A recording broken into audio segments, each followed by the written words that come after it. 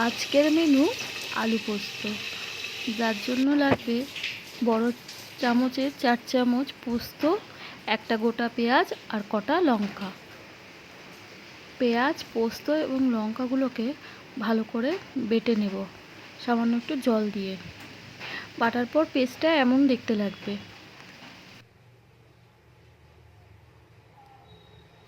আর লাগবে দুটো বড় সাইজের আলু, এমন করে চৌকো চৌকো করে কেটে নিয়েছি।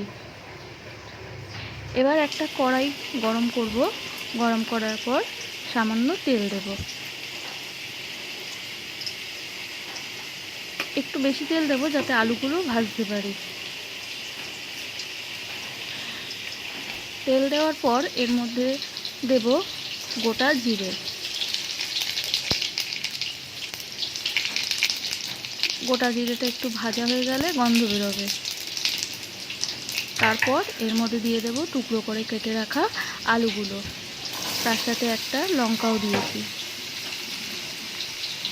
এবার এই আলুগুলোকে আঁচ কমিয়ে কিছুক্ষণ ভাজবো।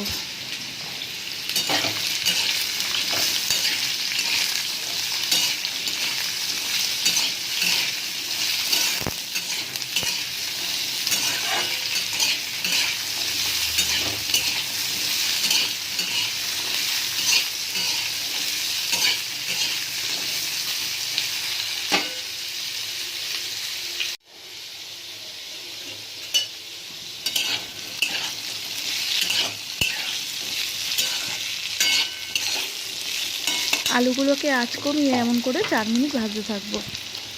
4 মিনিট ভাজার পর এর মধ্যে দিয়ে দেবো আন্দাজ মতো নুন।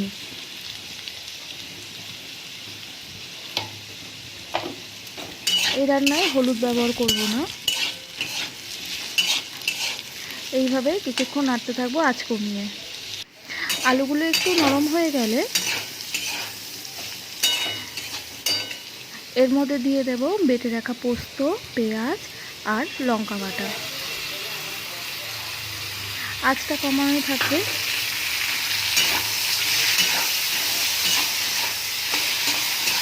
আলুটাকে ভালো করে মেখে নেব, এটার সাথে পোস্ত বাটার সাথে ভালো করে মেখে নেব।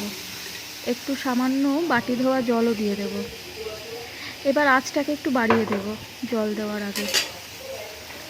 বাটি ধোয়া জলটা দিয়ে দেবো এর মধ্যে।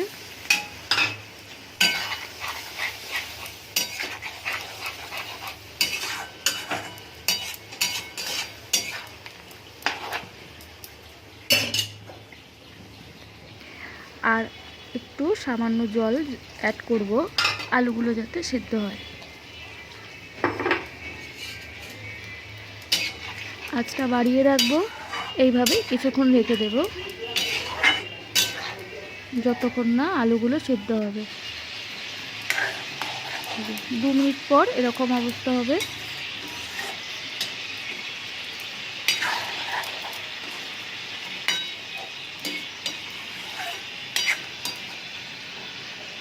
আবারও 2 মিনিট পর আলুগুলো সেদ্ধ হয়ে গেছে।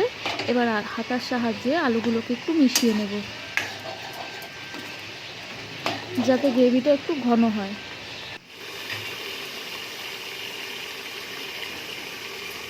একটু জল জল থাকবে, সেইভাবেই নামিয়ে নেব। পোস্তটা শুকিয়ে গেলে একটু জল টানবে, তাই একটু ঝোল ঝোল থাকতেই নামিয়ে নেব। গ্যাস কমিয়ে দিয়েছি। এখন একটু সরষের তেল দিয়ে একটু ঢাকা দিয়ে রাখবো। গ্যাসটা নিভিয়ে দিয়েছি। সরষের তেলের গন্ধটা যাতে বেরিয়ে না যায় তার জন্য কিছুক্ষণ ঢাকা দিয়ে রাখবো। তৈরি হয়ে গেছে আমাদের আলু পোস্ত। খুবই সহজ এবং কম উপকরণ।